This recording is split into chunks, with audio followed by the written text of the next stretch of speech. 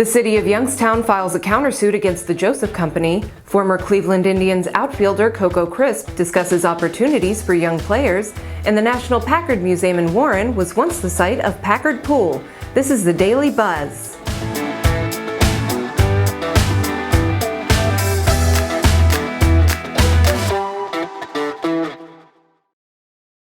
Hello everyone, welcome to the Daily Buzz. I'm Maggie Young. Thursday afternoon, the city of Youngstown filed a counter-complaint in Mahoning County Common Pleas Court against the developer of the stalled chill can project. The city is seeking at least $2.2 million in damages and requesting a permanent injunction from the court prohibiting the M.J. Joseph Development Company from disposing, mortgaging, or encumbering any assets it holds at the development site.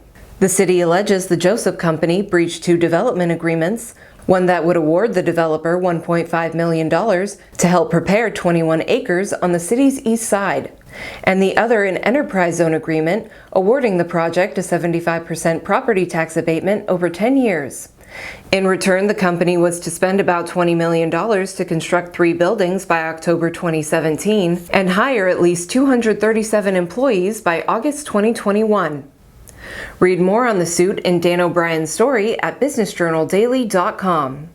Coco, former Cleveland Indians outfielder and now the manager of the Mahoning Valley Scrappers, says playing for minor league teams offers young players big opportunities. Those big opportunities include showcasing themselves in front of scouts. You got some guys that are 5th year, 6th year seniors that, because of COVID, might not have had that exposure that they needed to be able to showcase themselves, and now this place allows them to have a place like that because they're draft eligible. You know, this one being solely guys who are draftable, it gives the scouts a direct option to know. Like, you don't have to search. You know, every single person here is draftable. They come out, they like them, throw them in the draft. Here we go. They back them, put their name behind them.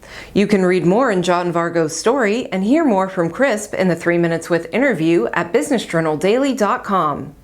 After all the challenges presented in 2020, contractors in the Valley say they're ready for work to ramp up. For many companies, like Canfield-based Hively Construction, projects are lighter compared to a typical year. That work, however, is expected to increase with projects like the Excellence Training Center at Youngstown State University and Southwoods Health Orthopedic Center in Boardman on the horizon, as well as the large amount of work coming from the $2.3 billion Ultium Cells electric vehicle battery manufacturing plant in Lordstown. You can read more in Jeremy Leidick's story in the mid-June issue of the Business Journal, out now.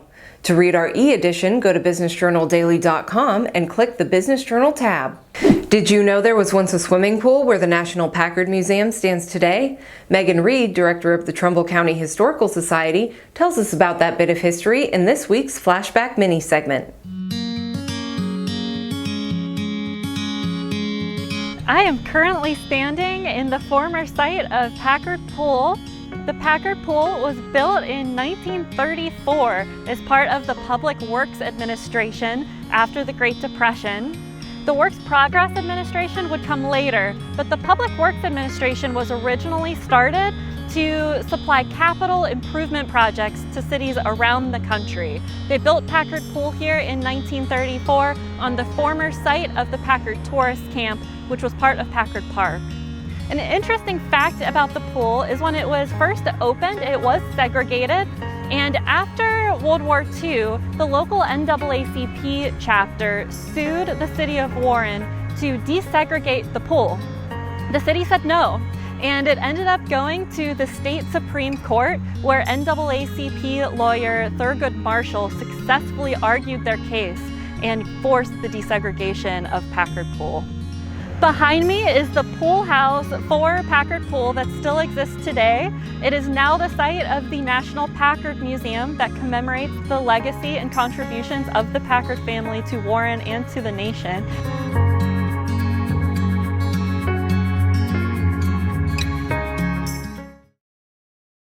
Flashback is sponsored by Hickey Metal Fabrication. And that's all for today's Daily Buzz. Please be sure to like, subscribe, and leave us a comment. If you'd like to dive deeper into any of these stories, links are available in the description. Thank you very much for watching. I'm Maggie Young.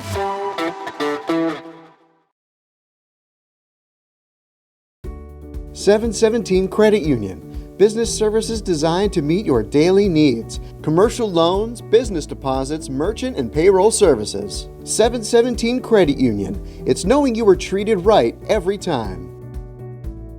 Thanks for watching the video. Be sure to like, subscribe, and hit that little bell for notifications. And also make sure to connect with us on Twitter, Facebook, and LinkedIn. For all of your business news, visit businessjournaldaily.com. For all of your arts and entertainment news, go to afterhoursyoungstown.com.